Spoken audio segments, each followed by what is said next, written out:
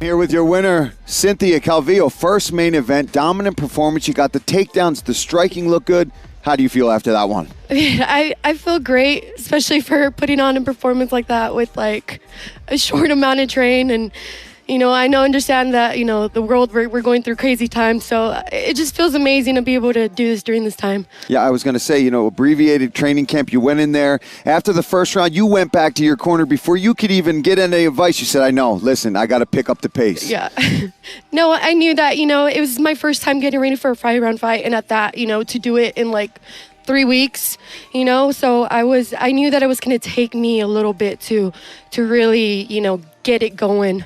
So I needed that first round as a warm-up to really get my feet going. Oh, you certainly did. Once you got into your groove, you were landing your strikes, the takedowns were there. How did you feel cardio-wise going into those 4th and 5th rounds, the championship rounds? I felt great. You know, like I said, it's my first time doing a 5-round fight, but I trained super hard. Like when I get going, I always try to be like, I try to win practice. So it's like, I try to like, you know, always outwork everyone. So, you know, it's my first time doing that. So I'm really proud of myself that I know that I can be able to like push and, you know, come get more energetic as the rounds come. Oh, you absolutely should be proud of yourself. It was a beautiful performance. And we know Monday morning you're going to wake up with a number next to your name. Caitlin Chikagian already calling you out on Twitter. What do you want next? Yeah, I mean, whoever, whatever. You know, my last 2 years have been really slow. I haven't been able to fight as much as I wanted to. So I'm down to fight everybody. You know, just keep me busy. I'm trying to take Dana on his word. You know, I want 4 fights this year. So bring it on. Let's do it.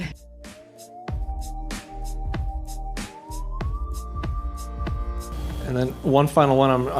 I'm sure you heard about the incident in San Antonio.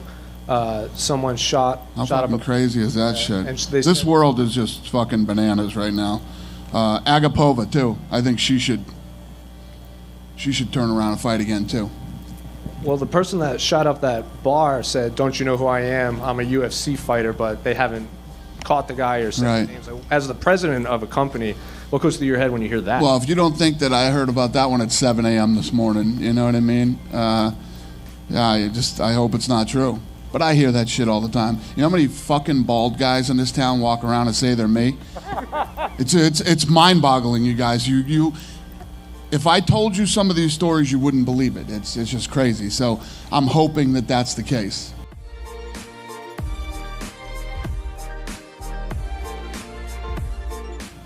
Your main event, Cynthia Calvillo, I know somebody you had been high on. She had a couple setbacks. She moves up a division. What did you think about her first performance in the flyweight division? She looked great tonight. You know, she fought the perfect fight. I think that stand-up looked good. Her ground game looked good. Going into the 5th round, she stood, didn't sit on the stool, had a strong 5th round. She looked good. Her first 5-round fight. And, yeah, she looked good. It's an interesting position because Jessica was the #1 contender. Now, I'm not saying that Cynthia should get a title shot next, but you know, when somebody comes in to a new division and beats the #1 contender right away, do you consider them to be like in the mix at that point? Listen, if you beat the #1 contender, you know, look at Gilbert Burns. Just happened to him. You know, when you beat #1,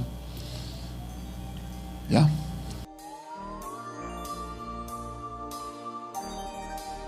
So in terms of the matchup, in terms of the particulars, you know, he's got 3 inches in reach, couple inches in height. But at this point, with 23 UFC fights, you've seen every style, every body type. Is there anything that jumps off the film that Dan Hooker does particularly well? You know, I think he's a very patient fighter. He listens to his corner well. I'm not sure if they're game planning or whatnot, but he seems very patient and strategic when he's in there. So I'm expecting a very smart, intelligent fighter.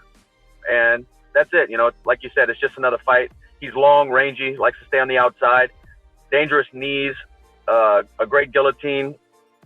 You know, he does a few things very well, but I do everything, well. And I'm coming in there to win by any means.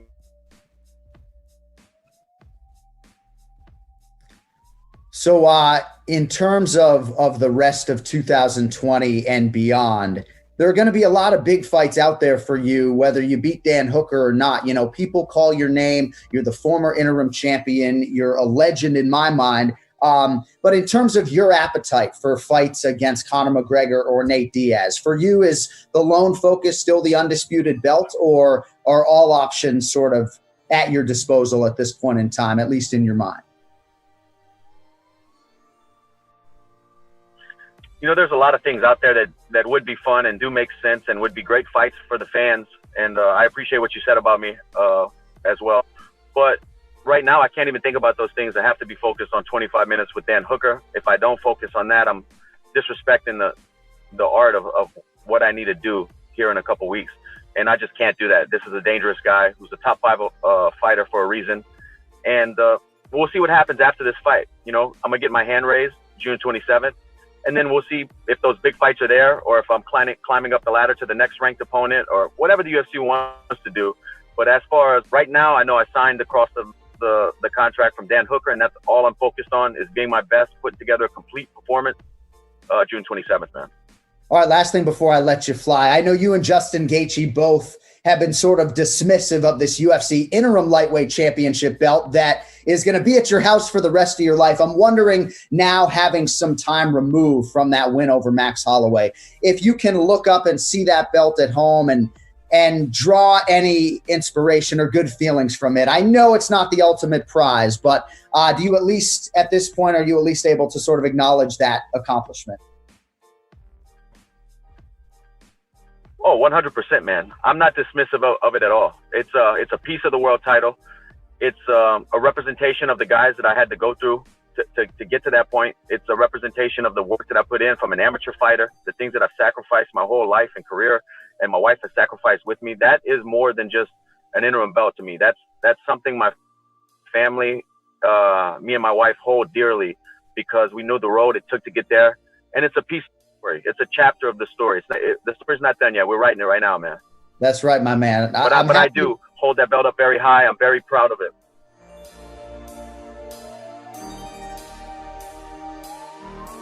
Now, how do you call somebody out and be different at the same time, considering call-outs have been done from the beginning of time? Well, he found a way. He called out Cody Garbrandt and insulted him tremendously through complimenting him. He was just condescending. He is the younger of the two fighters, and trust me, in guy world, a 22-year-old does not compliment a 29-year-old. Can't happen. He complimented Cody. A contender does not compliment the skills of a world champion by telling him you're getting better. Stay at it, kid. That is the proverbial noogie.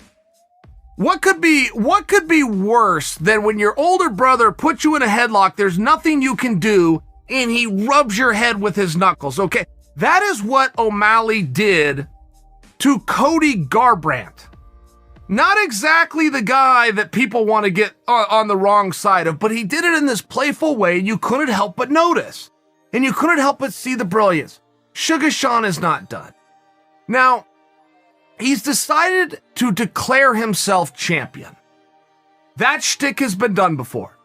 That shtick was done originally by yours truly, and I don't say this to put myself over, but I did show up at a press conference. I had the belt, and I proclaimed that I was the world champion. You would be stunned how many people believe that. I am still introduced on certain shows that I will go on as former champion, because somebody saw that clip and thought that it was real. So it was a little piece of theater and a piece of marketing, but it very clearly worked. And then I saw other guys do it. I saw other guys bring around the belt as well and proclaim that they were champion. Okay, fine.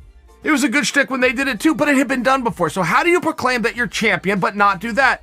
O'Malley found a way. O'Malley came out, instead of having the belt and making the ridiculous claim, okay, he came out with a graphic, pictures, ranking order, posted it on his social media, put it out, no words attached. Champion. Then he puts a picture of himself with his record. #1 contender. And he put all of the right guys. I mean, he had Aljo in there. He had Jan on there. He had every badass you could think of that would belong on that list. He had Marlon on there, for example. But at champion with a C, he put himself with his picture, with his name, and sent it out. That has never been done before. That is simple. He found somebody online that had a little bit of Photoshop skills, had some graphic skills, probably paid that guy $100. And now, Sugar Sean, yet again, struck twice in the same week, 3 times if you want to also look at his victory. But he did it in a unique way. He did it on brand for his brand. Sugar Sean wins again.